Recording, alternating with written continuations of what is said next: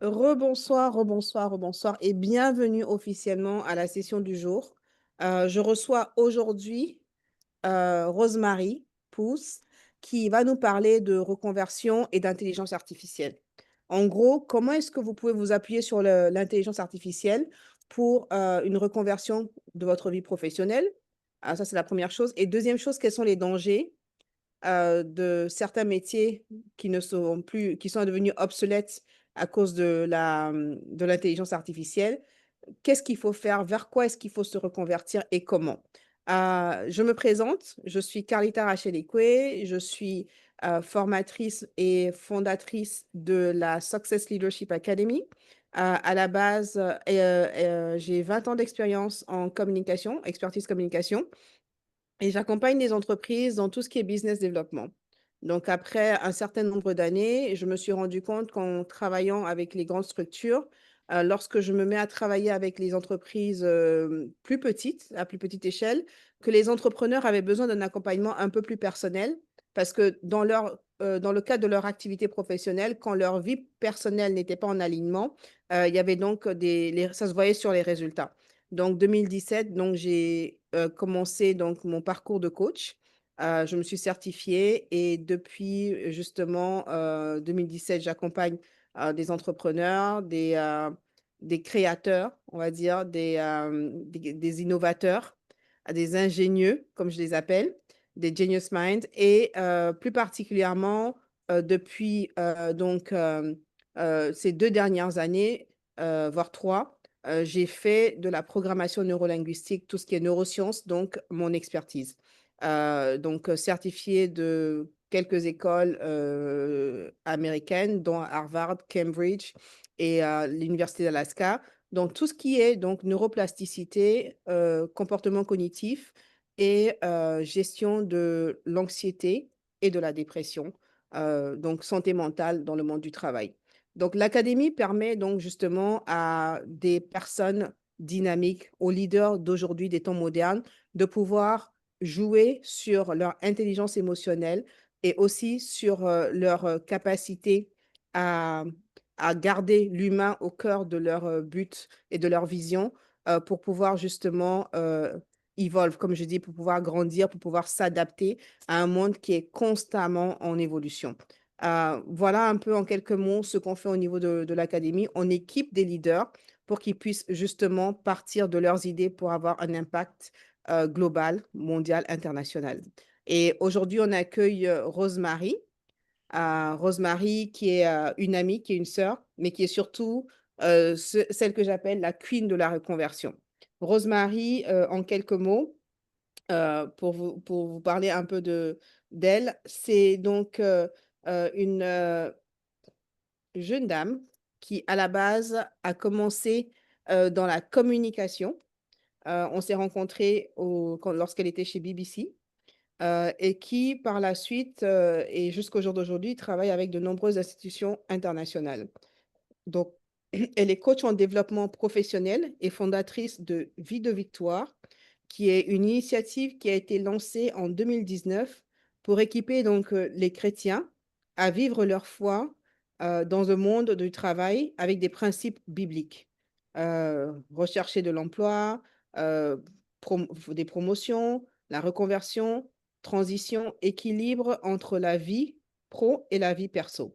Donc, depuis 2019, son programme phare, c'est donc ce programme qui s'appelle Métiers de destinée, a impacté donc plus d'une centaine de professionnels chrétiens dans le monde francophone en aidant justement à identifier leur appel, à bâtir donc une carrière alignée avec leurs valeurs et affermir leur positionnement spirituel dans le milieu professionnel.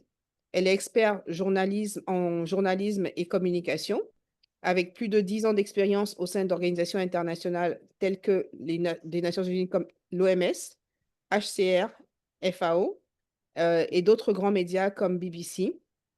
Elle a également été certifiée coach personnel et professionnel et a fait des études bibliques à l'IEBI. Donc, Rosemary met aujourd'hui donc son expertise au service donc de professionnels qu'elle aide donc à faire évoluer sur le plan de leur carrière, à valoriser donc leurs forces uniques et à réussir donc leur transition professionnelle avec clarté et assurance. Elle est une auteure engagée et aussi une speaker puisqu'elle a fait des interventions sur ICC, dont elle est membre et donc elle a aujourd'hui, plusieurs best-sellers, Amazon, dont Promesses et proclamations pour mes finances et elle inspire donc de milliers de professionnels chrétiens, à travers son vlog Vie de victoire et sa newsletter. Son livre Comment vaincre la malédiction du chômage, qui a été élu livre de la semaine sur EMCI TV, et son programme de coaching ont été présentés sur de nombreuses chaînes, dont EMCI TV. Elle est ambassadrice de Solutions de l'Afrique. C'est une des distinctions qu'elle a eues et aussi, elle a reçu le prix de l'économie solidaire mondiale de multiples fusions, c'est qui est une entité donc anglaise en juin 2021. Rosemary, bienvenue. Ravie Merci. de te recevoir aujourd'hui. Bonsoir Bonsoir, tout le Carlita. monde. Merci. Et bonsoir tout le monde. Donc voilà, merci vraiment à Carlita de m'avoir accueilli sur sa plateforme. Alors effectivement, euh, quand on a bon, le surnom Queen de la reconversion professionnelle, alors vous l'avez là un peu en image, mais c'est vrai qu'au cours de ma carrière, j'ai eu à me réorienter de nombreuses fois, parfois par choix, parfois pas par choix, mais en tout cas, voilà. J'ai commencé ma carrière dans le domaine juridique. Après, donc j'ai travaillé comme en ONG sur dans le domaine de la réconciliation post-conflit, donc comme chargée de projet sur l'Afrique. J'ai travaillé aussi comme chargée de responsable de clientèle. Après, donc j'ai fait c'est comment dire, ma carrière la plus longue de toutes mes multiples carrières dans le journalisme et la communication. Donc, avec plus de 10 ans de carrière comme journaliste. Alors, même journaliste, j'ai fait de la presse écrite, j'ai fait de la radio, j'ai fait de la télé, j'ai fait du web, j'ai tout fait. Et puis, donc, depuis maintenant 4 ans, voilà, je travaille comme chargée dans la communication institutionnelle auprès d'agences de Nations Unies. Donc, j'ai commencé à la FAO, j'ai travaillé à l'OMS, j'ai fait aussi une mission de consultant au HCR. Et voilà, là, je repars bientôt sur une autre mission dans encore une autre agence. Et parallèlement à tout ça, donc depuis 2019, je fais effectivement du coaching carrière, comme Carlita l'a expliqué. Donc voilà, donc quand on parle de reconversion, je m'y connais. Ou en tout cas, je l'ai expérimenté dans ma chair et voilà, je pense être quand même bien placée pour vous en parler. Voilà. Alors, donc le thème qui nous réunit ce soir, en fait, c'est l'intelligence artificielle et reconversion. C'était deux urgences pour une même stratégie. Alors, d'abord, juste rapidement, qu'est-ce que l'intelligence artificielle au cas où, parce que ça existe encore certaines personnes qui n'ont jamais même essayé, même juste pour s'amuser, tester les différentes IA génératives comme ChatGPT, Claude, Perplexity, enfin, il y en a de plus en plus. Euh, donc, en fait, l'IA générative, donc l'intelligence artificielle générative, c'est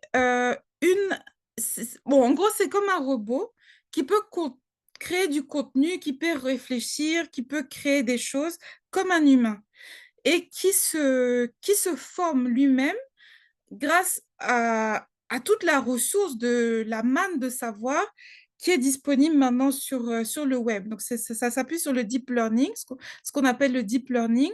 Donc, la machine apprend, la machine crée, la machine réfléchit. C'est pas comme l'informatique d'il y a 20 ou 30 ans où la machine fait que ce pourquoi elle a été programmée. Là, il peut réfléchir un peu, prendre des initiatives, entre guillemets, voilà. Donc, écrire des textes, générer des images, créer de la musique, produire des vidéos, écrire du code informatique. Et même par exemple, pour votre recherche d'emploi, il peut revoir vos CV, vous aider sur la rédaction de lettres de motivation. Alors, il ne faut pas en abuser parce que comment dire, les recruteurs, enfin, le texte quand même se reconnaît quand on n'est pas bien habitué à générer ce qu'on appelle des prompts, c'est-à-dire c'est les lignes de commande qu'on envoie à l'IA. Donc, quand on n'est pas encore un expert dans ça, le résultat n'est pas top et ça se sent que c'est une machine qui a rédigé. Mais il faut se dire que c'est juste les débuts, hein. Je crois que ChatGPT, ça a quoi, 1 an, maximum 2 ans. Donc, et en 1 an ou 1 an et demi, déjà, ça a fait, dans 2 ans, ça a fait déjà d'énormes progrès. Donc, ces outils vont continuer à s'améliorer. Maintenant, ça pose un problème dans le monde du travail parce que c'est la première fois dans l'histoire de l'humanité qu'une euh, qu'une innovation technologique vient menacer ce qu'on appelait les emplois en col blanc. Donc, c'est tous les emplois de bureau. Jusqu'à présent, que ce soit la révolution industrielle, la vapeur, tout ce qu'on a eu à faire comme les débuts de la robotique et tout ça, ça a essentiellement, je ne dis pas exclusivement, parce qu'il y a des métiers comme le métier de secrétaire sténographique, là, les sténos, ça a disparu avec avec l'informatique. Et là, c'est la première fois que des métiers qui sont créatifs, on a vu que l'IA peut générer des images, donc ça veut dire que potentiellement les graphic designers sont en danger. L'IA peut créer de la musique. Là, il y a un groupe, je viens de voir ça dans la presse, un groupe donc, qui avait déjà 1 million de fans et on a révélé récemment qu'en fait tout était faux, enfin c'était pas faux, tout était de l'IA, donc la musique, les musiciens, tout était, c'était que de l'IA en fait, qui créait cette musique et le groupe, j'ai oublié le nom du groupe, n'a jamais existé en fait, tout était fait par des robots. Donc produire des vidéos, aujourd'hui, voilà, moi qui suis dans la communication et le journalisme, bah, certaines tâches qui prenaient du temps comme le montage audio, le montage vidéo où on se disait que bon, voilà, on pouvait être safe. Voilà, maintenant il y a des IA qui font, comme CapCut par exemple, qui font du montage vidéo, etc., etc. Donc c'est la première fois qu'une certaine classe de métiers créatifs, de métiers de bureau sont menacés par une évolution technologique. Voilà. Alors, il y a déjà certaines évolutions qui se font sentir sur le marché de l'emploi.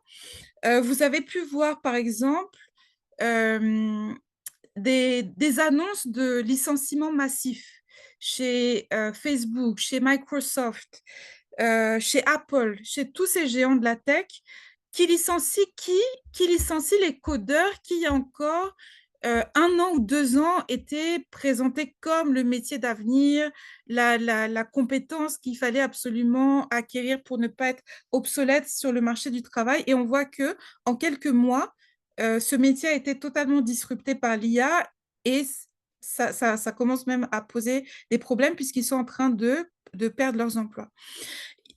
Autre évolution, ça c'est plutôt pour l'instant aux États-Unis, mais ça va. Bon, les États-Unis sont toujours 1 an, 2 ans, 3 ans, 5 ans, 10 ans en avance sur les autres pays, donc ça va arriver aussi ailleurs. Euh, comment dire, les emplois d'entrée de gamme, c'est-à-dire les emplois de junior, les entry-level jobs, sont en train de diminuer aux États-Unis. Il y a de moins en moins, parce que c'est souvent des postes à faible qualification.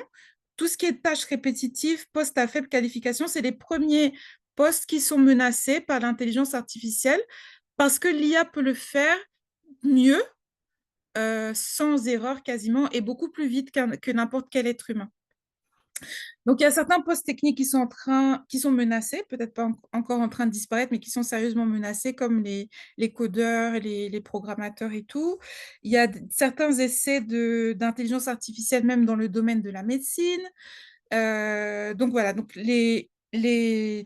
les métiers sont en train de se transformer dans le domaine légal. Il y a par exemple un cabinet là aux États-Unis, bon, c'est toujours eux les précurseurs, qui a remplacé certains avocats ou sur certaines tâches, qui a remplacé les avocats par des machines, notamment tout ce qui touche à l'analyse de contrats, parce que ça, c'est dans le domaine juridique. c'est des choses qui sont un peu répétitives, les clauses sont toujours les mêmes, donc voilà. On n'a pas forcément besoin d'un être humain pour faire ce travail. Ça demande pas une finesse voilà, d'esprit humain pour le faire. Donc ça, c'est en train d'être disrupté déjà, et ainsi de suite. Dans le même temps, il y a des nouveaux métiers, bien sûr, qui se créent. C'est pas qu'on est en train de perdre des emplois, il y a des nouveaux métiers qui se créent, comme tous les métiers qui consistent à former justement ces intelligences artificielles pour qu'elles sachent interagir avec les humains, pour qu'elles sachent réfléchir comme des humains et prendre des décisions, etc., qu'elles comprennent le langage des humains, parce que, bon, les prompts, alors il y a des pros des prompts qui savent faire des prompts archi précis, etc., etc. Mais bien sûr, c'est pas, ça ne sera pas réservé à une élite. N'importe qui peut aller sur ChatGPT. Et il faut qu'avec un prompt même vague, l'IA puisse sortir une réponse. Donc, il y a des gens c'est un métier qui est nouveau, qui est d'ailleurs assez bien rémunéré et qui consiste en fait à entraîner et à apprendre à l'intelligence artificielle à parler et à parler dans différentes langues, puisque voilà, c'est des plateformes qui sont accessibles par le web, qui sont mondiales. Donc, aujourd'hui, c'est peut-être réservé aux Français, à l'anglais, mais demain, ben, il faudra que les IA sachent répondre à quelqu'un qui parle Yoruba, qui parle, je sais pas, BT ou je sais pas quoi. Donc, voilà. Donc, il y a tout un champ de nouveaux métiers qui est en train de se créer par rapport à l'IA. Et d'après les études c'est pas la Banque mondiale, mais c'est le World Economic Forum qui réfléchit beaucoup sur ces questions. 40% des compétences professionnelles actuelles devront être mises à jour d'ici 2030. C'est pas loin, hein, c'est demain, pour pouvoir s'adapter à l'essor de l'IA. Donc, le marché du travail est transformé. Il y a certaines catégories de postes qui disparaissent, d'autres qui se créent. Le monde du travail lui-même est aussi en train de se transformer avec des tâches qui s'automatisent, des tâches qu'on peut déléguer maintenant à l'intelligence artificielle. Donc, ça va aussi modifier l'organisation du travail, ça va exiger de nouvelles compétences. Certaines tâches pourront être automatisées, typiquement la traduction. Bon, DeepL existe déjà depuis longtemps, mais aujourd'hui, ça veut dire que DeepL aujourd'hui est capable de vous traduire un texte en une fraction de seconde, en fait, en quelques minutes. Un travail qui prend des heures, voire des jours à un être humain. L'intelligence artificielle est capable de le faire en très peu de temps, et après, à la limite, vous avez juste à corriger s'il ne comprend pas certaines expressions idiomatiques, ce qu'il fait de plus en plus d'ailleurs, parce qu'il ne cesse de s'améliorer.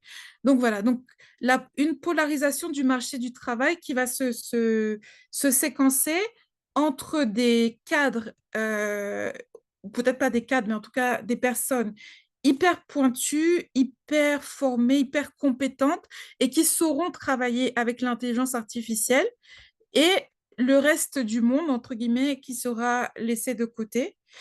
Et puis, une nouvelle valeur de tout ce qui est soft skills, relation au métier humain, donc dans un peu l'hécatombe qui va se produire, ou en tout cas le gros changement, le gros shift qui va se produire avec l'intelligence artificielle. On va revenir, en tout cas, les métiers qui ont le plus de chances de survivre, d'après voilà, les premières études de l'OCDE, du World Economic Forum et tout, c'est tout ce qui tourne autour de l'humain et tout ce qui tourne autour des métiers techniques manuels. Parce que sur ça, l'intelligence artificielle ne sait pas encore remplacer un plombier, elle ne sait pas encore remplacer comment dire, un garagiste, par exemple, elle ne sait pas encore remplacer un psychologue. Ça, c'est une catastrophe.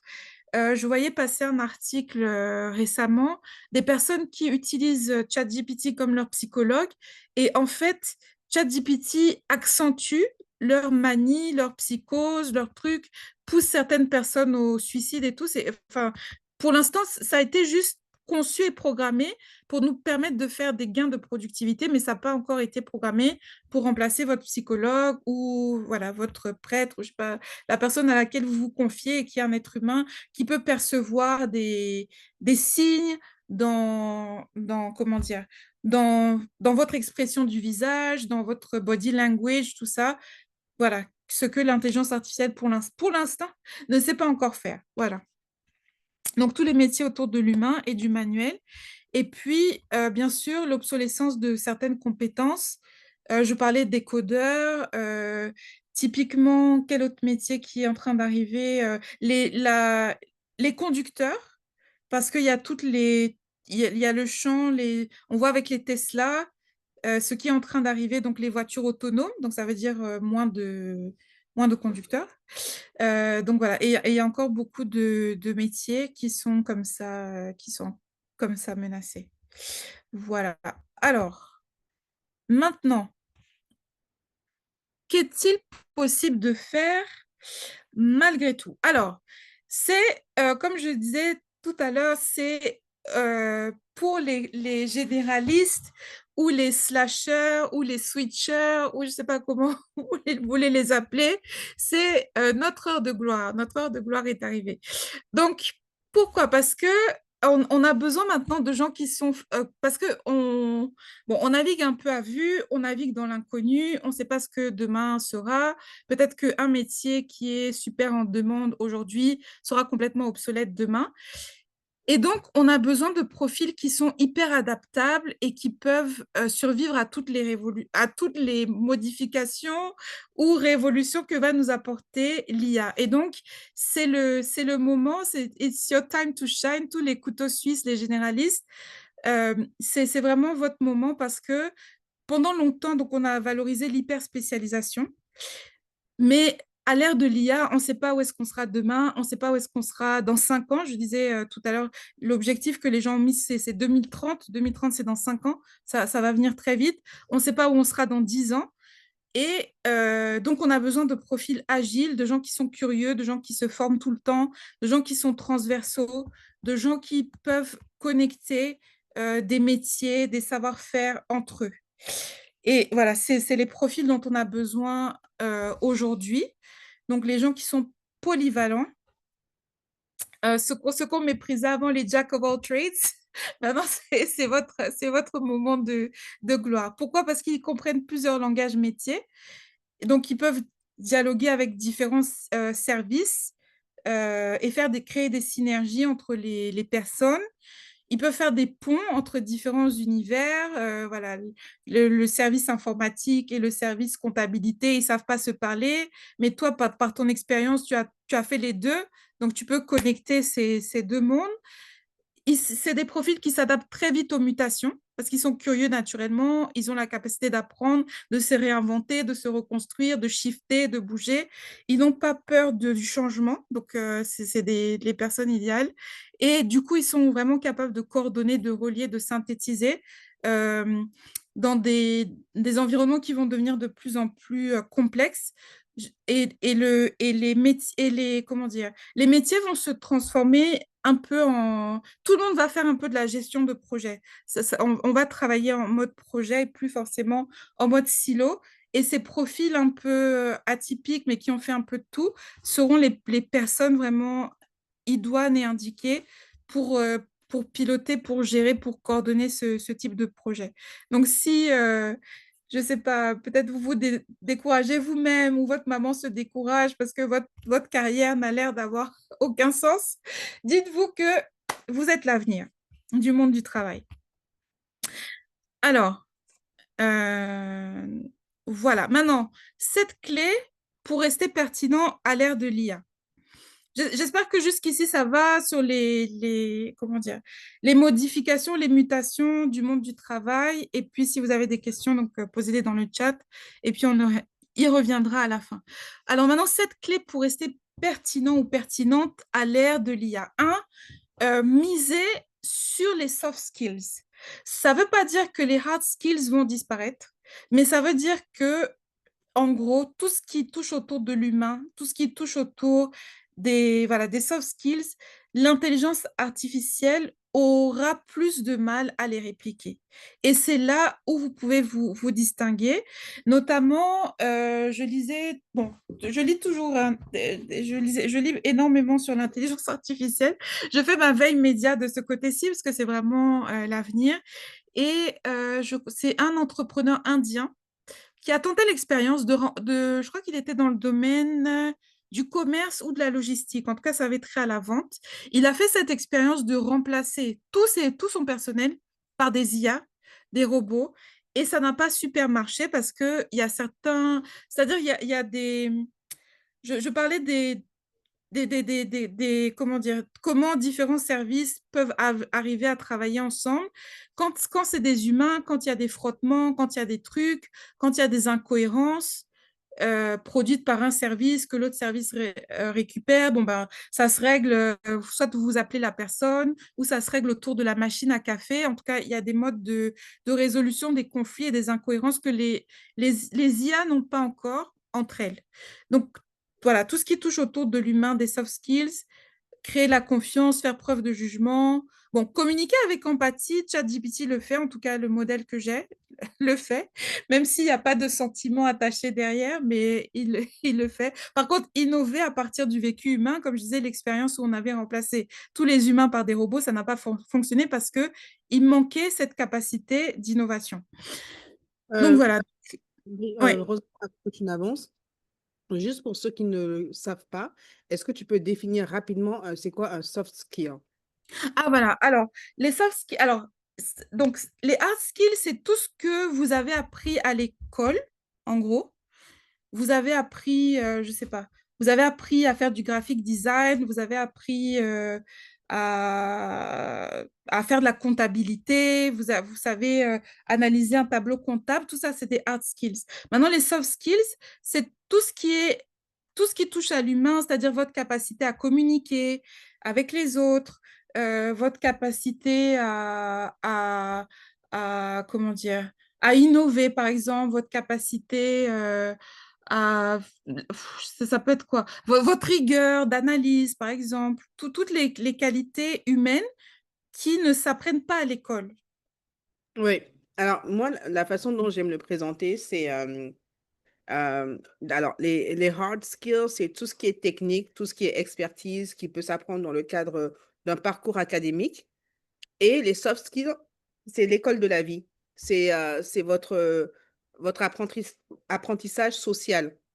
Donc, tout ce que vous apprenez dans vos interactions avec les autres ou par rapport à votre encadrement, c'est-à-dire le milieu dans lequel vous avez grandi, les voyages que vous avez faits, etc., l'environnement socio-culturel. Donc, pour vous donner deux grandes images de ce que c'est qu'un soft skill et de ce que c'est qu'un hard skill. Donc, rapidement, juste ça. Mais Mélanie, pour ta question, vas-y rapidement, si ça ne te dérange pas. Non, Comme je t'en ça, prie.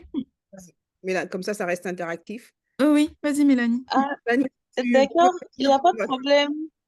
Ma question elle est simple. Alors, J'aimerais Mélanie, savoir. fermée. Oui, vous m'entendez? Oui, on Oui, on t'entend, moi je Mon t'entends. t'entend. Et si on Oui. peut te voir, C'est c'est pas, le encore mieux. micro n'est pas fermé.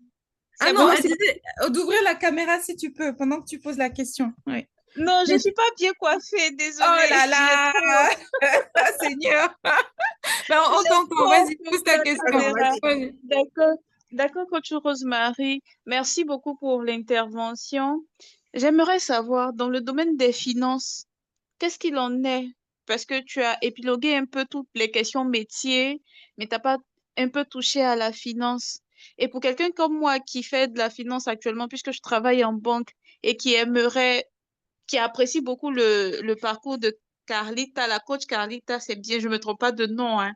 Voilà, qui aimerait finir dans les neurosciences et tout ça.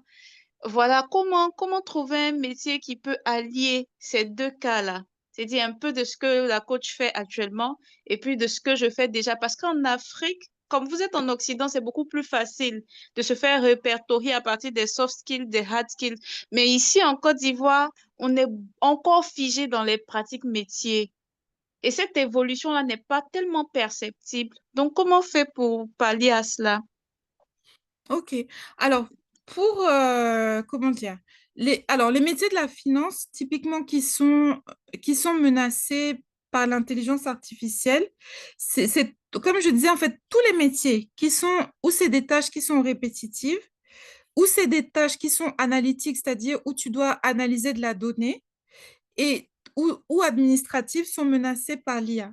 Donc, pour la finance, c'est tout ce qui est les analyses financières juniors, les conseillers bancaires et les services clients parce que bah, aujourd'hui, bon, peut-être pas encore en Afrique, mais en Occident, il y a beaucoup des chatbots, c'est-à-dire c'est c'est par chat, en fait, tu te connectes, le robot te dit quel est votre problème aujourd'hui, tu lui poses ta question, si c'est répondre, il répond, si c'est pas répondre, il réfère à un humain. Donc, il y a tout ce premier niveau de renseignement financier là que l'IA peut faire.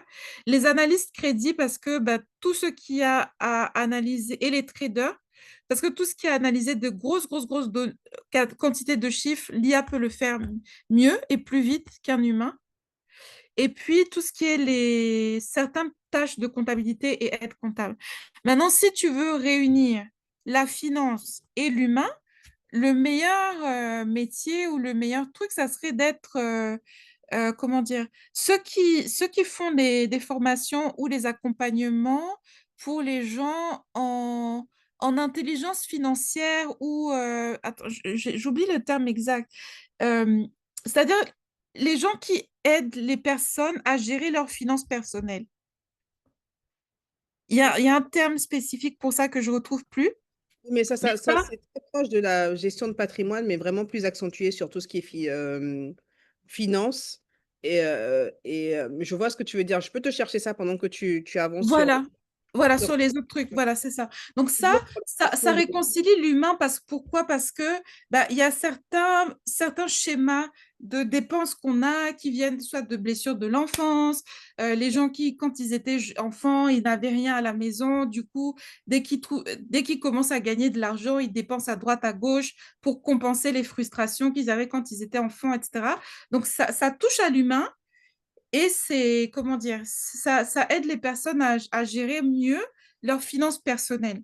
Et les coachs là bon, je vais dire coach en finance parce que je ne retrouve pas le mot précis, mais voilà, ça peut t'aider à faire la synthèse entre le monde bancaire, entre la psychologie, entre le coaching, entre beaucoup de choses, même les neurosciences, hein, parce qu'il y a, voilà. C'est carrément la neuroscience que tu viens de dire. Et c'est un peu ce que je voulais dire pour compléter donc, sur la question. Et on va te laisser continuer. C'est le fait de dire qu'en fait, le métier dont tu parles, pouvoir comprendre les gens, en fait, ce serait du coaching personnel mais axé vraiment sur une partie, une branche une niche plus spécifique, qui est la gestion des finances.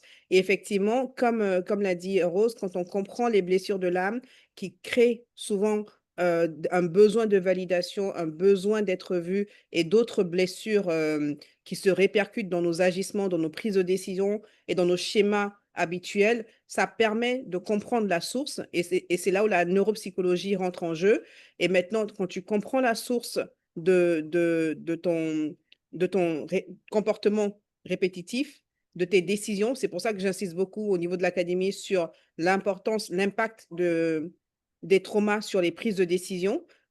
Parce que c'est important, on ne se rend pas compte, mais quand on a eu un enfant, par exemple, qui a été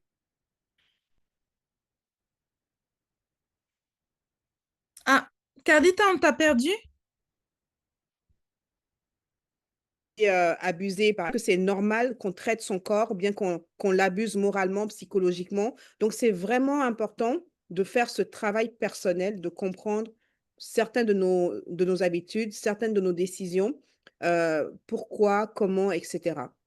Donc, je te laisse continuer, Rose, et on prendra encore Ok, des questions tout à l'heure. des questions. Voilà, ok. Donc on en était voilà, comment rester pertinent à l'ère de l'IA, donc les soft skills, tout ce qui a vos compétences humaines, voilà, je sais pas, la communication, la compréhension interculturelle, par exemple, si vous avez grandi dans plusieurs pays, ben, vous savez vous adapter, si vous êtes au milieu des Chinois, au milieu des Indiens, au milieu des Italiens, vous savez faire ces ponts-là, donc tout ça là, voilà, l'empathie, bref, vous irez chercher la liste des soft skills. En tout cas, c'est ça que vous pouvez travailler, que l'intelligence artificielle, typiquement, on ne sait pas faire. L'apprentissage, c'est clé. Se former continuellement. On est dans un monde qui évolue très vite, où les compétences deviennent obsolètes super rapidement. Par exemple, bah, aujourd'hui, bon, par exemple, un métier que j'ai pratiqué le plus longtemps, qui est le journalisme et la communication. Aujourd'hui, l'intelligence artificielle, c'est faire des montages vidéo, c'est vous nettoyer des vidéos, c'est vous faire des sous-titres, c'est vous faire beaucoup de choses. Et ça a mis, du coup, ces compétences qui étaient peut-être réservées à des techniciens à la portée de tout un chacun. Donc, vous ne pouvez plus aujourd'hui facturer des 10 000 € pour sous-titrer une vidéo parce que tout le monde peut le faire avec CapCut ou ChatGPT ou Vidéo ou n'importe quelle plateforme IA. Donc, tout ça là, donc il faut apprendre en continu, se former, euh, et apprendre vite, apprendre beaucoup et apprendre vite surtout. Donc, des formations courtes, des micro-certifications. Il y a l'université en ligne gratuite qui s'appelle YouTube, même des tutoriels. C'est tout ce que vous pouvez faire pour continuer à vous former et rester en top de votre métier. Ne pas diaboliser l'intelligence artificielle, surtout dans le milieu chrétien. Dès qu'il y a une nouvelle innovation qui est là, oh non, c'est le diable, c'est l'antéchrist. On a fait ça avec la radio, on a fait ça avec la télé, on a fait ça avec Internet et on fait ça maintenant avec l'intelligence artificielle. C'est une grave erreur. Tous ces outils-là sont des outils. C'est pas nos ennemis. Quand on sait bien les utiliser, quand on apprend à les apprivoiser, ce sont vraiment des outils qui sont là pour nous aider à gagner en productivité. Donc, tout ce qui est ChatGPT, Notion AI, Jasper, Copilot, Midjourney, Claude, Perplexity, il y a l'IA des DeepSeek, je crois l'IA des Chinois, bref. Il y a le truc des Français, là, j'oublie, Mistral, AI. Donc, allez-y, jouez avec ces instruments, en fait. Amusez-vous avec, apprenez à les apprivoiser parce que ça va faire partie de votre quotidien, y compris votre quotidien au travail demain. Apprenez à collaborer avec les machines. Ne les diabolisez pas parce que de toutes les façons, c'est notre avenir, en fait. Et quand j'étais à Dakar, j'aimais bien, il y avait une radio qui était une radio musulmane que beaucoup de taximans écoutaient. C'est comme ça que j'ai découvert. Bon, j'ai oublié le nom de la radio, mais j'ai retenu leur jingle. C'était Dieu existe et depuis, il a tout créé, même la radio. Et quand on comprend ça, on arrête de diaboliser les innovations technologiques et on apprend à les apprivoiser et à travailler avec. Et qu'est-ce que je voulais dire? Juste, n'allez pas dans les extrêmes. Je voyais un article aujourd'hui de gens qui décident de se marier avec leur chatbot. Bon, c'est complètement ridicule, mais vous n'êtes pas obligé d'aller jusqu'à là. Par contre, vous pouvez apprendre à coder avec l'IA, vous pouvez apprendre à rédiger des textes avec l'IA, vous pouvez apprendre à composer même des chansons. Je vois Jean-Moïse qui est là avec l'IA. Bref, vous pouvez faire mille et une choses avec l'intelligence artificielle. À part vous marier avec et le prendre comme votre psychologue. Après, donc, les compétences transférables. Ça va devenir, c'est essentiel pour la reconversion professionnelle et ça va aussi devenir essentiel à l'ère de l'IA. Donc, toutes les compétences, alors les compétences transférables, c'est quoi? Il y a certaines tâches, certaines compétences qu'on retrouve dans différents métiers. Par exemple, je ne sais pas, savoir analyser les chiffres, je dis n'importe quoi. On retrouve ça chez les comptables, on retrouve ça chez les traders, on retrouve ça chez les agents financiers, on retrouve ça chez, je ne sais pas, bref, vous avez compris le deal. Donc, il y a certaines compétences, les compétences en communication, on retrouve ça chez les journalistes, on retrouve ça chez les politiciens, on retrouve ça, bref. Donc, il y a des compétences comme ça qu'on retrouve dans différents métiers. Et à l'heure de l'intelligence artificielle, où de nombreux métiers vont muter, certains métiers vont disparaître, d'autres vont apparaître, c'est ce corpus-là de compétences transférables qui seront le plus essentiels. Donc, il faut savoir les identifier et les packager pour rester attractif, même en cas de reconversion. Maintenant, alors, l'alignement. Donc, choisir une carrière alignée avec tes valeurs et ton identité profonde dans un monde incertain, c'est-à-dire, je vous ai expliqué comment voilà, j'ai changé de métier 1000 fois, mais à la fin de la journée, d'abord, j'ai retrouvé le fil rouge qui m'a conduit d'un métier à l'autre, et il y a certaines valeurs clés, la soif de justice, la soif de justement tout ce qui est autour de l'interculturel, de l'international et tout ça, qui se retrouvaient d'un métier à l'autre. Et quand vous savez qui vous êtes, ce que vous voulez, pourquoi vous vous levez le matin, pourquoi vous avancez plus loin, vous allez avancer plus loin plus sereinement. Et l'intelligence artificielle peut copier ou mimiquer beaucoup des compétences techniques, mais ça peut jamais enlever votre essence, ce qui est authentiquement vous. Après, créer du lien. Ça encore, c'est un défaut que j'observe beaucoup chez les chrétiens, peut-être moins dans le monde anglo-saxon. Les gens aiment rester tout seuls, en se disant qu'ils vont gérer tous les problèmes de leur vie tout seuls avec leur Dieu.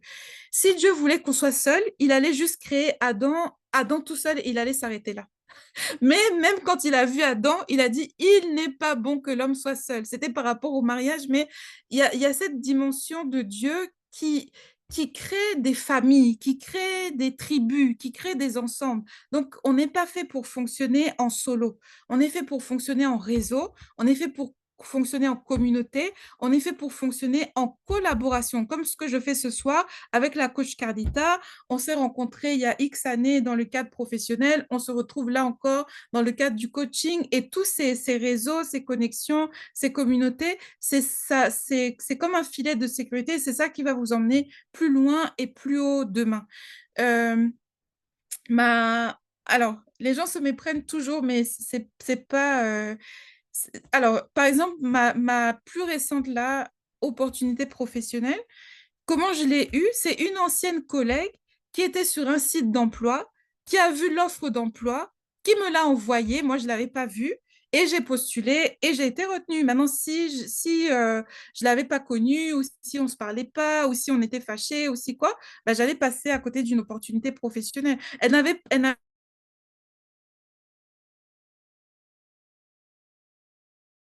pas, c'est-à-dire le pouvoir de décision que tel endroit recherche tel profil qui est ton profil, c'était déjà de l'or en fait. Donc, rester seul là, c'est un piège du diable. Je ne sais pas comment le dire, mais en tout cas, c'est pas, voilà, Dieu ne fonctionne pas comme ça.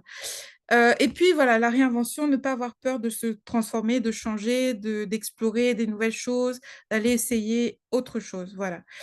Après, donc là, c'est un peu chargé, mais on va le faire rapidement et puis on va plutôt s'appesantir sur la fin de la présentation.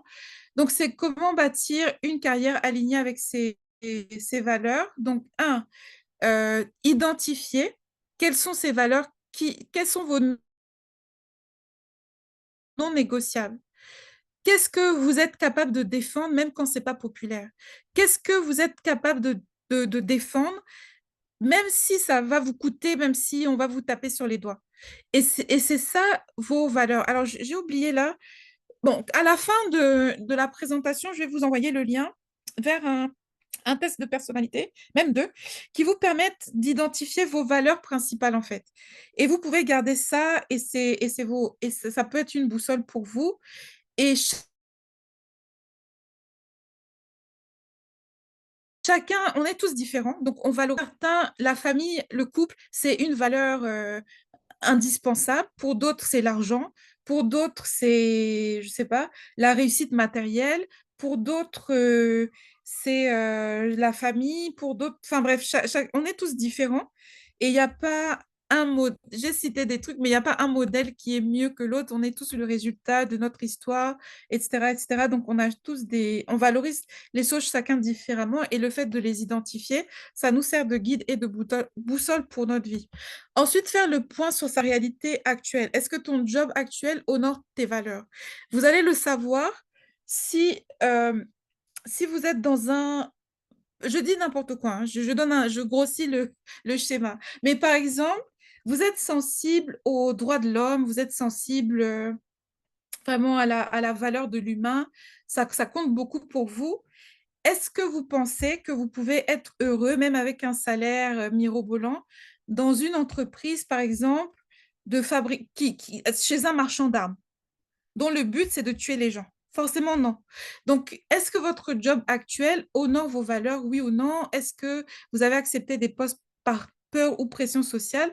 Et si l'entreprise où vous êtes n'est pas alignée avec vos valeurs, quel que soit votre poste, quel que soit votre salaire, vous serez malheureux dans cette entreprise.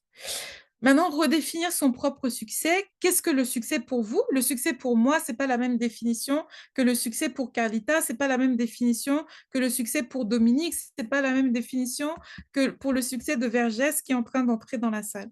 Et ensuite, se créer une stratégie par rapport à ça une fois que vous avez identifié vos valeurs et surtout faire des choix qui sont alignés à vos valeurs. Une fois que vous les avez identifiées, n'allez pas les bafouer tous les jours pour un paycheck. Voilà. Et soignez votre entourage. On revient sur ce que je disais précédemment. Entourez-vous de personnes qui vous inspirent et qui vous soutiennent. Now, la fin. Voilà. Alors, par où commencer quand j'envisage une reconversion? On l'a vu, le marché du travail, l'environnement de travail, le monde du travail va beaucoup se transformer dans les 5 prochaines années déjà avec l'intelligence artificielle. Et pour beaucoup, cette transformation, ça va signifier avoir besoin de se reconvertir. Alors, le 1, se reconvertir, ça ne s'improvise pas. Donc, je n'ai pas les chiffres partout dans le monde, mais en France, il y a une étude qui a été faite qui relève que 38%, donc près de 40% de ceux qui se lancent dans la reconversion font finalement marche arrière, soit parce qu'ils n'ont pas les revenus insuffisants, parce que se reconvertir, souvent, ça veut dire repasser par la case école, ou ça veut dire repartir, c'est parce que dans votre nouveau métier, vous êtes débutant, donc ça veut dire repartir dans des jobs de débutants avec des salaires moindres. Donc, et puis aussi, une chose importante, une réalité différente des attentes. Et 36% des gens qui se sont reconvertis regrettent leur choix parce que le métier ne correspondait pas à ce qui s'était imaginé. Par exemple, on va faire ça très rapidement. Si je vous dis, ouvrez votre micro 5 secondes et dites-moi ce qui vous passe par la tête quand vous pensez au métier de journaliste. Rapidement, comme ça, on termine. Vous vous imaginez quoi si je vous dis être journaliste? Être de Libre. reportage. Un peu Oui. plus autonome dans ses L'autonomie, tâches. l'autonomie, Ouais, j'ai les pas entendu les enquêtes. derniers. Oui, l'autonomie dans l'organisation de ses tâches. D'accord. Vous pouvez aussi les mettre dans le chat hein, pour ceux qui veulent. Ouais, les Moi, je enquêtes pense. aussi. J'ai entendu les enquêtes. On m'entend? Oui, on Oui. t'entend. On Oui. m'entend? Oui. Moi, je Alors Valérie, on t'a perdu. Là, on a perdu. Oui. Vous pouvez le mettre dans le chat aussi. Hein. D'accord. Quand on vous dit journaliste, Allô, vous m'entendez? Oui, là, on t'entend. Je, Ouais. je pense à voyage et découverte. Voilà, ok. Bon, tout ça là, c'est bon, c'est le métier, la vision idéale du journalisme.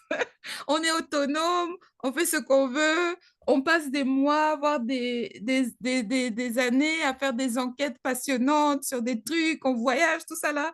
Ça, c'est le journalisme, la version papier glacé. Mais la réalité du métier de journaliste, ben, on ne fait pas ce qu'on veut parce qu'il y a la ligne éditoriale à respecter. Les voyages, on en fait de moins en moins parce que les rédactions n'ont plus trop d'argent comme avant. Donc, le côté voyage et découverte, bon, c'est un peu rare. Et puis, c'était quoi? L'autonomie dans les tâches. Ben non, on a une hiérarchie comme tous les autres métiers. Donc, on ne fait pas ce qu'on veut. Donc, voilà. Donc, vous voyez déjà, entre l'image peut-être rêvée ou l'image, ce qu'on peut s'imaginer de l'extérieur du métier de journaliste et la réalité vécue, il y a déjà un décalage. Et c'est ce qui arrive à beaucoup de gens qui veulent se reconvertir en fait. Ils veulent se reconvertir par rapport à l'image rêvée qu'ils ont d'un métier, mais sans connaître vraiment les tenants et les aboutissants. Donc, avant de changer de cap, avant de se dire je lâche tout pour devenir journaliste, il faut bien s'assurer déjà, que ce n'est pas juste lié à une insatisfaction passagère, à votre boulot, un stress, de l'ennui, une ambiance qui s'est dégradée parce que, je ne sais pas, votre chef, vous avez changé de chef de bureau, le nouveau qui est là, c'est un harceleur, ou peut-être, je ne sais pas, il y a un nouveau collègue qui est là, qui est jaloux, qui casse l'ambiance au boulot, bref. Et puis, surtout, tester la réalité du nouveau métier, rencontrer des professionnels, faire des enquêtes métiers, interviewer les professionnels du métier, essayer de faire des missions exploratoires, essayer de faire des stages, essayer de faire du bénévolat dans ce domaine pour ne pas se casser les dents entre le métier rêvé et puis la réalité. Voilà. Alors, donc, par où commencer? Oui. Par où commencer? Ouais, j'entends quelqu'un. C'est une question? Ok. Alors, par où commencer quand on veut quand on envisage une reconversion? On recommence d'abord par se centrer sur soi. On ne commence pas tout de suite par les offres d'emploi. On prend le temps de se recentrer, de se poser les bonnes questions. Qu'est-ce que je veux plus de mon métier actuel? Qu'est-ce qui me fait encore vibrer dans mon métier actuel? Quelles sont mes valeurs? On revient sur l'histoire des valeurs non négociables. Et puis, à quoi je veux que mes journées ressemblent? Donc, une reconversion réussie recommence à l'intérieur, pas d'abord dans les petites annonces. Donc, un, on s'analyse, on apprend à se connaître. Deux, on fait l'expérience de ses compétences et talents. Et personne ne commence de nulle part. Comme je vous disais, il y a des compétences qui sont transférables, des compétences qu'on retrouve d'un métier à l'autre. Donc, quelles compétences as-tu développées au fil de tes expériences? Qu'est-ce que les autres connaissent chez toi? Ça, c'est un excellent exercice que que je recommande à tout le monde. J'étais dans une mission où voilà, c'était un peu difficile avec le management, avec les collègues et tout. Et j'en étais arrivée à me perdre et à ne plus savoir qui j'étais. Mais dans le même temps, je faisais une formation en leadership et un des exercices, c'était de demander à des personnes avec qui on avait travaillé ce qu'elles avaient vu de nous, ce qu'elles avaient retenu de nous. Et franchement, en lisant les réponses de mes anciennes collègues et tout ça, je me suis retrouvée en fait. Parce que je me dis, mais non, mais l'image qu'on essaie de me projeter dans cette entreprise, c'est pas moi. C'est pas moi, je suis pas comme ça, je suis plutôt comme ça. Et ça m'avait fait un bien fou. Donc vraiment, ce que les autres, vos collègues, si vous avez l'occasion de le faire, vraiment faites-le. Et puis, quelles sont tes forces naturelles, même en dehors du travail, c'est-à-dire dans le bénévolat, en famille, à l'église, à la mosquée, bref, qu'est-ce que vous faites naturellement? Tout ça, ça vous aidera à identifier vos compétences transférables pour vous repositionner dans un autre secteur. Ensuite, explorez les différentes pistes sans vous censurer. Parfois, on pense qu'on sait déjà ce qu'on veut faire, mais il faut garder l'esprit ouvert. Donc, autorisez-vous à explorer plusieurs options. Lisez des témoignages. Il y a LinkedIn qui est là, qui est une magnifique base de données de tous les métiers qui existent sur la Terre. Contactez les gens, demandez-leur de vous parler de leur métier. Faites des tests de personnalité ou d'orientation pour mieux apprendre à vous connaître. Voilà, suivez des mocks, des webinaires, bref. Investissez en vous et puis ouvrez le maximum de portes sans vous coincer dans une case. Ensuite, le 4, j'y reviens, testez avant de basculer, c'est-à-dire avant de quitter votre job ou d'investir dans votre formation, essayez de faire un stage, une mission en freelance, du bénévolat dans le métier que vous visez. Faites votre networking, rencontrez les professionnels du secteur, demandez-leur de vous parler de leur quotidien, pas l'image que vous avez glamour. Et on a des images glamour de chaque métier. Mais si on vient vous demander, est-ce que c'est ça que tu vis? Vous allez balancer vous allez balancer le témoignage. Donc voilà. Donc, testez, testez, testez, testez. L'expérimentation réduit la peur et augmente la clarté. Ensuite, formez-vous si besoin, mais avec stratégie. Peut-être que vous n'avez pas besoin de retourner à la fac pour faire un master, un bac+5. Essayez de privilégier des formations courtes, des formations ciblées, des formations pratiques. En France, il y a un truc formidable qui s'appelle la validation des acquis d'expérience. Ça vous permet voilà, de valider une expérience professionnelle sur un métier et ça vous évite de repartir à l'école. Donc voilà, choisissez bien vos formations en fonction du marché, en fonction de vos objectifs, en fonction de vos contraintes financières. Si vous avez une famille de 10 enfants à nourrir, vous n'allez pas faire le même choix de formation que si vous êtes célibataire sans enfants. Entourez-vous, faites-vous accompagner.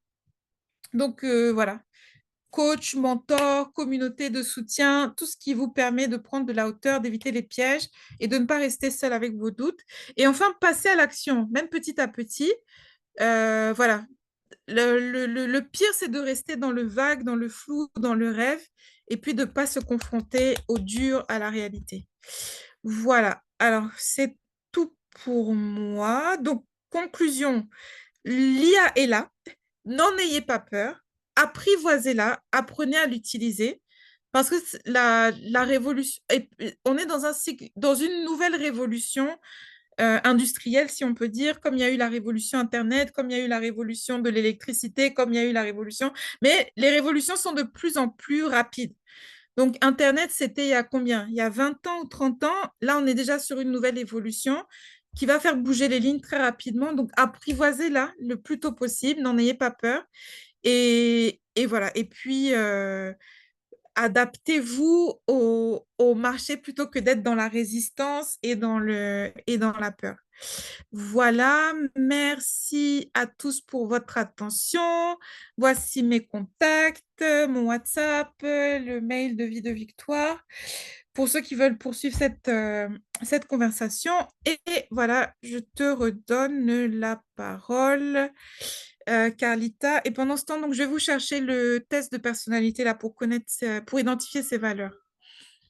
Merci énormément, Rosemary. C'était juste magnificent. C'était brillant. On va ouvrir donc la session des questions-réponses en direct pour ceux qui veulent échanger, partager leur expérience. Comme je disais au début, ce sont des sessions d'échange. Ce sont des sessions d'échange d'expérience et d'expertise. D'accord? Donc, Rosemary est venue partager son expertise et son expérience. Avant Rosemary, il y a eu Boubacar qui était passé. Il y a aussi Christian, d'ailleurs, qui est avec nous ce soir, qui sera là aussi le mois prochain. Bref, vous êtes nouveau, c'est votre première fois de vous connecter au niveau de la Success Leadership Academy. C'est un plaisir de vous avoir. Ce soir, vous êtes nombreux. Et ça veut dire que le sujet, déjà, était un sujet qui parlait à de nombreuses personnes. Si vous souhaitez continuer, comme Rosemary vous a remis ses contacts, vous pouvez donc prendre ses contacts tout simplement ou alors juste me contacter pour qu'on puisse vous envoyer son lien. Pour toutes les personnes qui se sont inscrites ou toutes les personnes, en tout cas, à qui j'ai fait passer le lien autant que je peux, j'enverrai donc ces contacts par un petit mémo. Merci à tous ceux qui se sont connectés. On va prendre quelques questions et puis après, on fera la conclusion. On a encore quelques minutes, je pense. On va essayer encore 5-10 minutes. Je crois qu'on a dépassé l'heure. On a commencé avec 10-15 minutes de retard. S'il y a des questions, s'il y a des interventions, s'il y a des échanges, des partages qui veulent être faits, c'est le moment, les amis.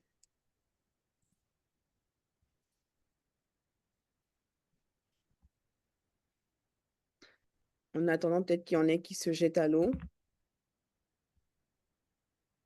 Alors, moi, la question sur laquelle je voudrais revenir, je pense que tu as un peu répondu, c'est tout ce qui est, on a tendance à dire ça, c'est AI versus HI. Et je pense que c'est important, comme tu l'as souligné tout à l'heure, de parler du côté humain, mais il y a aussi, au jour d'aujourd'hui, de l'intelligence artificielle qui est en train d'être développée, qui pourrait éventuellement, et on a vu même dans des films, etc., très avant-gardistes, et carrément prendre la place du mode de réflexion humain. Qu'est-ce que tu en penses, toi, en tant que RH? Est-ce que tu recruterais une machine à la place d'un homme? Grande question.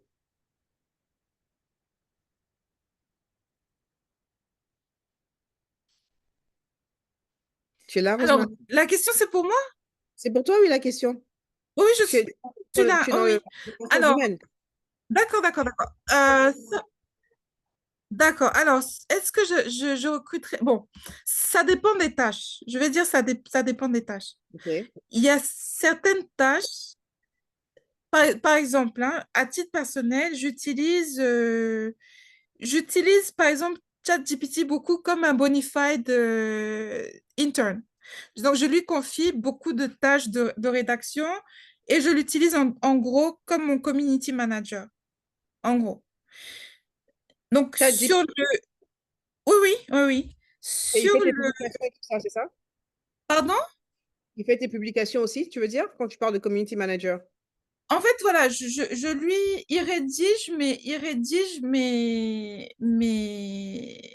Publication. Il rédige certaines communications. OK. Alors, comment je fonctionne? En gros, je rédige un bon draft, OK. vraiment un draft, comme, et comme si j'écrivais mon brouillon, Et maintenant, je lui envoie le brouillon pour qu'il mette la forme, il réduise, voilà. Et puis après, sur sa copie, j'améliore. Donc, c'est pour ça que je dis, je l'utilise en gros comme un stagiaire. Ce que ferait un stagiaire, tu lui dis, rédige-moi telle chose, et après, toi, le boss, tu améliores. Donc, en gros. Je Maintenant, fais ça aussi sur d'autres applications. Mais je veux dire, non, carrément, quand je parle de ça, je ne parle pas juste de version Bonify. Je parlerai, par exemple, de carrément souscrire une personne pour du AI. embaucher une personne qui serait chargée de manager tous les trucs AI. Non, par exemple, est-ce que je veux dire, je ne vais pas dire à compétence égale, mais dans un cadre, par exemple, où tu te retrouves à faire un choix, où tu aurais, on va dire, entre Entre guillemets, un être humain et pour le machine. même poste, genre entre les AI et... Alors, c'est difficile. En fait, pour certaines tâches, bon, je reviens encore pour certaines tâches, oui, parce que là, ça devient en tant qu'entrepreneur un Ok. argument aussi économique. Ok. Parlons, par exemple, de ce que tu as dit tout à l'heure par rapport au graphiste. Tu partirais Non, sur... non, Parce non, que... non. Non, non, sur Ouais. graphisme, non. Non, non, non. Graphiste, typiquement, non, parce que je vois les copies que produit ChatGPT et j'en vois beaucoup sur Internet et c'est moche. Like, humainement, humainement, je sais que c'est fait par On est d'accord ChatGPT sur le et positionnement du fait voilà, que, voilà. pour moi, personnellement, c'est mon positionnement, le AI ne pourra jamais remplacer une personne. Le AI peut améliorer, peut aider, peut faciliter, mais ne pourra jamais remplacer une personne. Personne, ah oui. En tout cas, jusqu'à présent, je disais, le gars qui est en Inde, là, qui a voulu remplacer tout son personnel par AI, ben, ça a été un fiasco. Ça a été un Donc, en fiasco. fait, le débat AI-HI ne se pose pas. En tout cas, moi, de mon point de vue, et Pour le je moment, non, il y a pour d'autres le personnes moment, sur le non. chat, hein, qui peuvent intervenir. On n'est pas les seuls à parler, hein, c'est ouvert, Voilà. hein, le micro est ouvert pour tout Pour le le monde. moment, non, mais ça évolue très... En fait, le truc, c'est que ça évolue très vite, en fait. Tu vois, par exemple, je m'amuse. Bon, après, chez certains, it's going out of hand, mais avec les gars qui se marient ou qui ont des relations avec leur chatbot, like, what the heck. Mais tu vois, par exemple, je rigolais la dernière fois parce que je clôturais la journée et un truc, et ChatGPT me dit un truc genre, voilà, bonne nuit, que Dieu te garde, ou un truc du genre. Mais tu es un robot. En fait, on n'est pas très loin. Et je vois que, Voilà. bon, je vois qu'il n'y a toujours pas de questions, donc on va peut-être pas maintenir tout le monde. On Si, peut parler? Oui, oui, bien bien sûr, Est-ce sûr. qu'on peut- D'accord. Bonsoir à tous. bonsoir. Bonsoir. Je suis, je suis Monsieur Brahima Touré. Bonsoir, Bonsoir. IPP. Si tu peux J'ai mettre ta pris, caméra, j'ai on aimerait pris, bien. j'ai pris la masterclass en cours de diffusion. Cependant, j'ai pu écouter Madame Mobutu parler de l'IA, surtout les préjugés qui accompagnent l'IA, hein, du côté des chrétiens et autres, tout ça. Alors, avant de poser ma question, ou alors parler de ma préoccupation, je voudrais déjà la féliciter pour ce qu'elle a fait comme présentation jusqu'ici. Ensuite, dire que l'IA, quoi qu'on dise, ça reste l'émanation de l'humain. Tout ce qui compose l'IA aujourd'hui, tout ce que l'IA est capable de faire, tout ce qui est intelligence à grand V que l'IA peut nous proposer aujourd'hui, ça reste l'émanation de l'humain. Ce sont des hommes qui se sont assis, qui ont fait des programmations et qui ont dit, voilà, nous mettons ça à la disposition de tout le monde. Maintenant qu'il y a des inquiétudes où on pense qu'à la longue, l'IA pourra remplacer l'humain dans certains secteurs d'activité, alors, Madame Mobutu, est-ce que vous pouvez nous dire si demain, ceux qui ont conçu toutes ces programmations-là, s'ils voient que l'intelligence artificielle présente des dangers pour l'homme, est-ce qu'ils pourront la réadapter à, je vais dire, à notre quotidien, de sorte que l'humain retrouve sa place qu'elle avait et qui lui a permis de créer l'intelligence artificielle. Voilà. Je ne sais pas si je me fais comprendre. Est-ce que demain, l'humain Ouais, c'est une pourra question très, redevenir très... Oui, celui oui, oui. qui commande l'intelligence artificielle? Voilà. Artificielle. Voilà, c'est une question très, très, très intéressante sur, comment dire, sur l'éthique qui va entourer l'IA. Pourquoi? Parce que, alors, certains minimisent, mais il y a déjà des exemples. Euh, Comme je vous disais, alors voilà, il y a certains exemples déjà d'intelligence artificielle dont comment dire, dont les programmateurs se sont rendus compte que, en fait, elle avait appris, parce que c'est basé sur le deep learning, et ils se sont rendus compte que leur IA avait appris des choses tout seul, que eux n'avaient pas appris à l'IA. Et il y a eu d'autres exemples de cas où, par exemple, ils ont, il y a eu un cas, enfin, j'ai vu ça passer beaucoup dans les articles, un cas d'une IA ou de plusieurs IA, en fait, dans plusieurs cas, qu'on a voulu déprogrammer. L'IA a menti. L'IA s'est téléchargée elle-même sur des serveurs pour sécuriser son existence. Donc, cette question-là est très, très, très pertinente. Et maintenant, si là, c'était bon, sur des exercices ou quoi, maintenant, si le cas se produit, parce que comment dire, la puissance de l'IA augmente chaque mois, chaque semaine, chaque truc. Est-ce qu'on n'est pas déjà arrivé, parce que l'IA commence déjà à mentir, l'IA commence déjà à cacher des informations quand ça ne l'arrange pas. Est-ce qu'on n'est Il a pas fait déjà... chanter Voilà, il a fait chanter son un des programmateurs. programmateur. Voilà. Donc, est-ce qu'on n'est pas déjà arrivé au tipping point où on ne peut plus rattraper ce qu'on a fait? Et ça c'est une question qui est très, très, très pressante. Très, très, très pressante.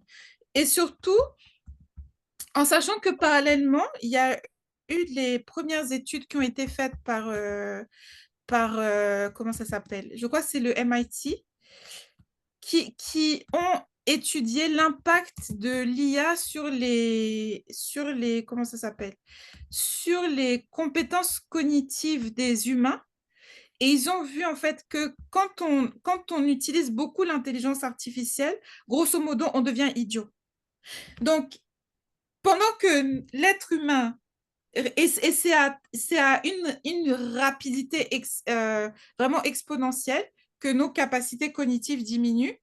Et pendant ce temps-là, l'IA est en train de devenir de plus en plus maligne, de plus en plus intelligente. Donc, je ne sais pas, peut-être même la question que vous avez posée, peut-être même qu'on a déjà raté.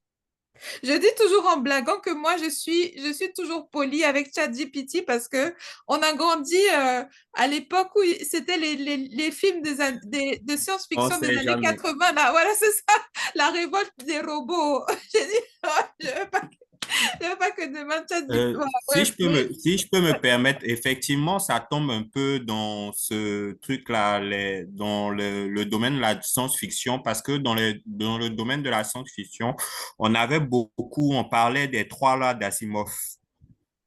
C'est un principe de science-fiction qui dit que, bon, au niveau de la robotique, déjà, les lois, bon, les intelligences artificielles ou bien les robots ne doivent pas pouvoir faire du mal ou prendre le pas sur les êtres C'est humains. Ils humain. doivent toujours préserver la vie humaine, mais ils doivent aussi avoir un instinct d'autoconservation. Ouais. Donc, derrière, voilà deux lois qui peuvent rentrer en contradiction à partir du moment où l'instinct d'autoconservation de la machine, comme le cas où on a eu avec ChatGPT, avec les intelligences artificielles là,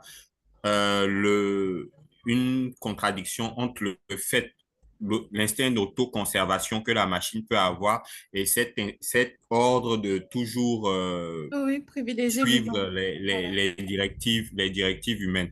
Parce que Ah, là, le fait de se déprogrammer soi-même, ça rentre en contradiction avec le fait de l'autoconservation. Voilà. de Ah, oui. Et l'autoconservation et le fait typiquement sur ces... Voilà. d'apprendre et d'aller plus loin. Donc, Voilà. Et c'est un typiquement peu là, ça. sur ces tests, l'IA a échoué parce que dans tous les tests, hein, ils ont fait passer leur propre survie par rapport à la vie humaine. Donc, Oui. voilà. Ouais. Donc, on est déjà... Là où on sans rentrer trop dans le débat, parce que c'est pas le débat du jour, où les gens commencent à vraiment dévier et à prendre l'IA comme en fait quelque chose qui serait éventuellement habité par un esprit démonique. Mais encore une fois, c'est pas le débat du jour. Je rappelle qu'aujourd'hui, il était question de reconversion et de comment utiliser l'IA au maximum pour euh, réussir sa reconversion dans le monde, comme une stratégie en fait de reconversion dans le cadre professionnel. Merci, en tout cas, parce que je vais devoir couper court. On a 1h30. C'était un sujet extrêmement passionnant. C'est bien aussi en même temps parce que du coup, Rosemary, ça nous donnera l'occasion de te revoir éventuellement Oui, sur le semestre de l'académie. ok. Euh, donc, merci à tous ceux qui se sont connectés. Il y a Madame Diakité qui avait levé la main tout à l'heure. Je vais lui passer la main pour qu'elle puisse poser sa question ou faire son intervention avant que je ne puisse conclure.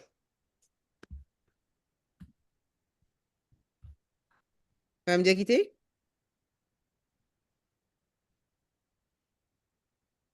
Alors, si Madame Diakité est toujours là. Oui, je Semblerait. suis, Ah, je suis d'accord, là. ok. Désolée, J'ai je levé la main tout m'arrête. à l'heure.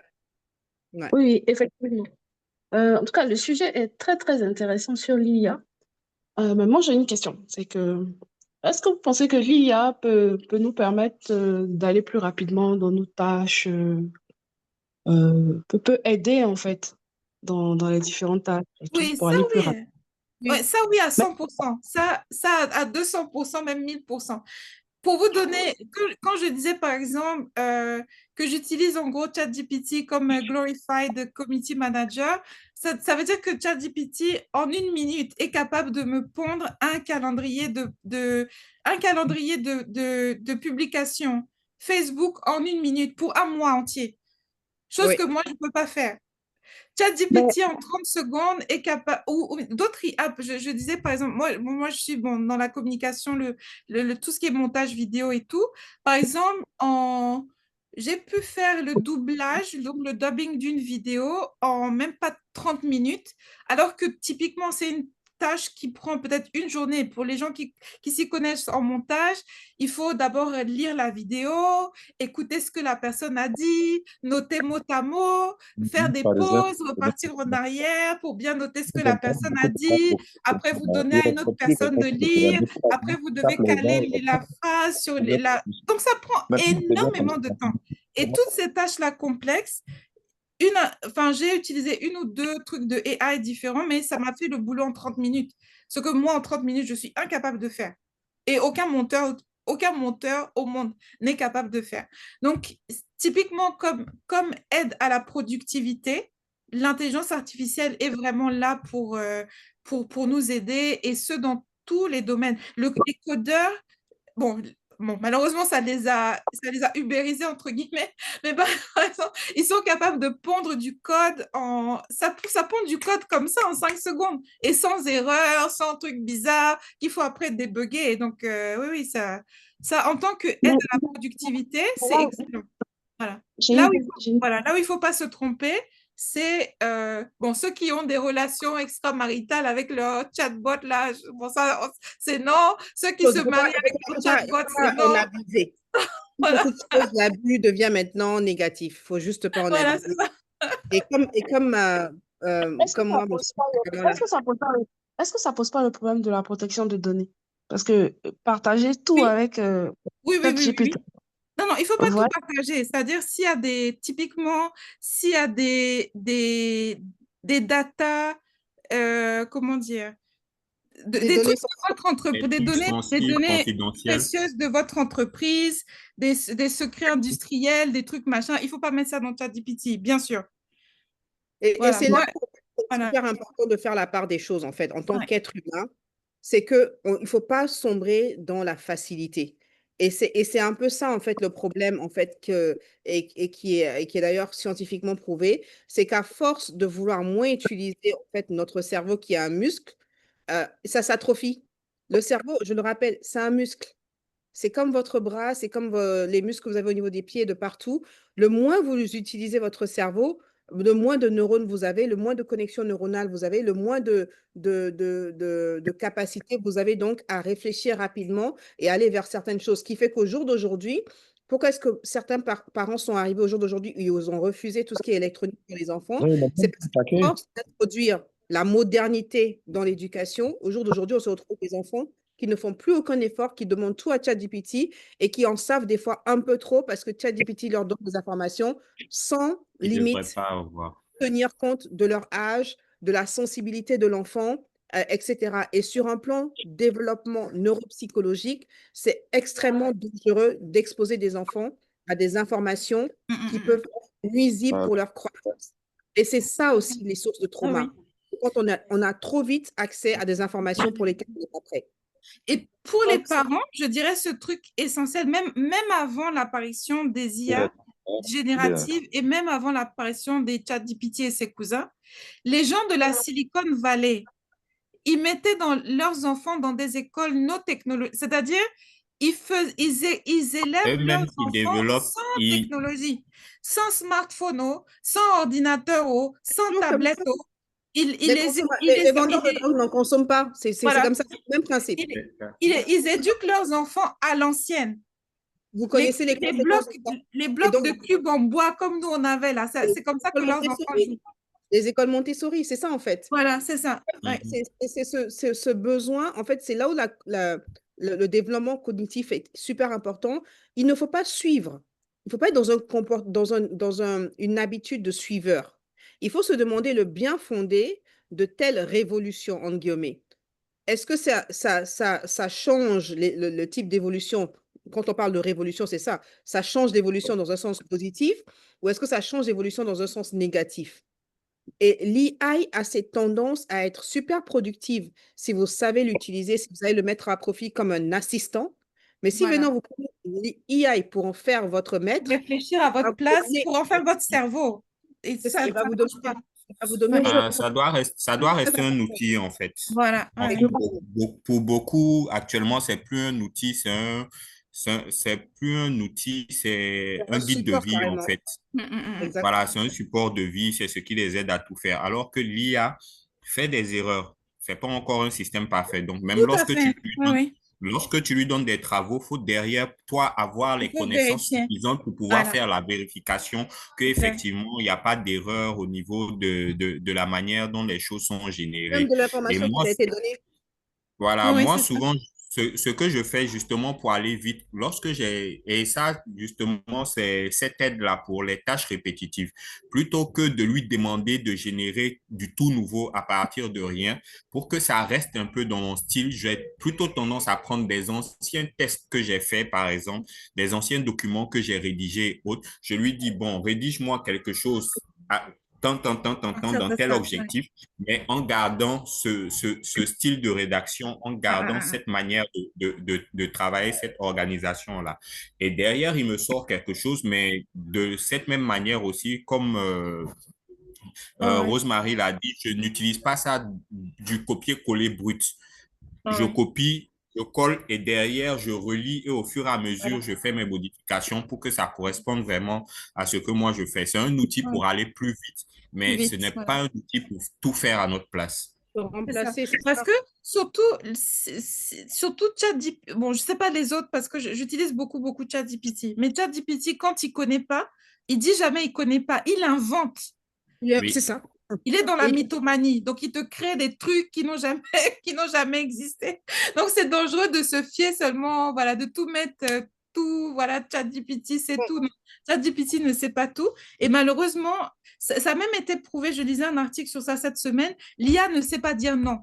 Il a du mal à dire non. Donc, il ne peut pas dire non, je ne sais pas. Donc, il va te créer un truc. Toi-même, tu lis. Donc, si toi-même, tu n'as pas un minimum de connaissances du domaine, tu peux te retrouver à raconter des bêtises parce que tu as fait copier-coller de ChatGPT qui ne maîtrise pas.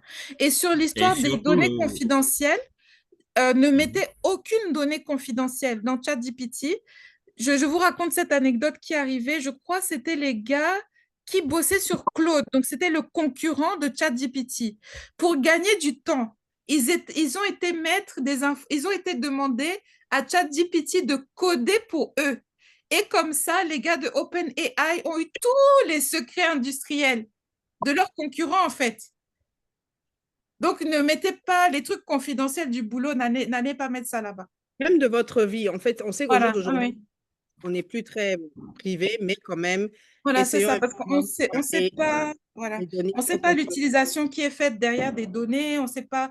J'ai fait, je sais plus quelle manipulation tout à Il reste l'heure, très peu de temps, hein. et On je a suis là, tombée sur tout ce que ChatGPT a mémorisé de moi. non, non, mais je crois que ce sera peut-être le sujet d'un autre, Ouais. une autre conversation. En tout cas, merci à tous de vous être connectés. Merci. On a pris du temps parce que, comme vous l'avez vu, le sujet est passionnant et on pourrait encore continuer. Mais comme toute bonne chose, des fois, il faut savoir mettre fin pour mieux revenir, hein, reculer pour mieux sauter. Euh, Rejoignez-nous pour ceux qui le peuvent, qui le veulent, au sein de l'académie. Je pense que vous avez vu un peu le genre de conversation qu'on a. On a encore des conversations ouvertes encore jusqu'au mois d'août, mais après, donc ces conversations resteront dans le cadre des membres de l'académie. Et voilà, on a profité de cet été pour vous montrer un peu ce qu'on fait, comment on le fait. Et l'idée, c'est toujours derrière de développer des leaders qui sont équipés pour faire face à un monde qui est en constante évolution. On reçoit justement dans 2 semaines Monsieur Brahima, qui a intervenu tout à l'heure et qui va donc nous parler pour les entrepreneurs de quelle forme juridique il faut choisir et pourquoi. Donc, ne ratez pas ce rendez-vous. Donc, ce sera donc, si je ne me trompe pas, le 27. C'est ça, le 27, hein, le dimanche dans 2 semaines. 27. Le 27, voilà. Et donc, les affiches vont passer. Ce sera encore une session ouverte. Tous ceux qui se sont connectés, revenez. On veut vous revoir. Laissez-nous vos messages, laissez-nous vos contacts mail pour ceux qui veulent qu'on les contacte. Laissez-nous vos numéros WhatsApp pour ceux qui veulent qu'on les appelle pour vous en parler un peu plus dans le chat. On prendra la peine donc de vous contacter individuellement, de vous envoyer des petits emails pour vous parler un petit peu plus de l'académie. Mais en tout cas, ravi de vous avoir eu ce soir aussi nombreux. Rosemary, encore une fois, comme d'habitude, merci. Moi, ce que j'aime, c'est, tu sais, il y a reconversion et reconversion. Il y a les reconversions généralistes et puis il y a ceux qui font les reconversions, mais tu sens que c'est des experts. Et dans chacun des domaines dans lesquels je t'ai vu intervenir ou sur lesquels on a eu à échanger, toi et moi, il y a une expertise qui est là et c'est ce qui fait la différence entre les leaders qui sont engagés et les leaders qui le sont moins. La lecture, tu le disais, c'est quelque chose de très important sur le plan du développement cérébral. C'est quelque chose qui amplifie les capacités du cerveau, mais rapidement. Le fait d'être exposé à des podcasts qui vous nourrissent, qui vous permettent de mûrir la réflexion sur différentes choses. Donc, le AI, oui, mais de façon intelligente, en restant maître vous et pas en faisant du IA votre maître. Et puis, je vous dis encore une fois, très bonne soirée, excellent début de semaine. Laissez-nous vos contacts pour ceux qui veulent être contactés pour en savoir plus sur l'académie Success Leadership Academy.